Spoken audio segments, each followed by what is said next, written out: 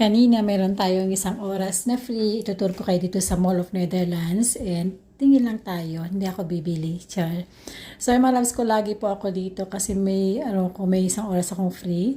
Malapit lang yung trabaho ko dito. So, tumingin ako dito yung mga bags and mga guests, ganyan. So, dito sa shop na to, medyo mura lang sila. And itong guest na to is nasa 120 something euro. Maganda siya, no? Ang ganda ng kanyang kulay. And tama lang po yung lit. Ito naman Valentino mga loves ko is, always may discount sila. And nasa 130, something like that. And ito na naman yung mga hikaw na accessories. Napakaganda nila mga.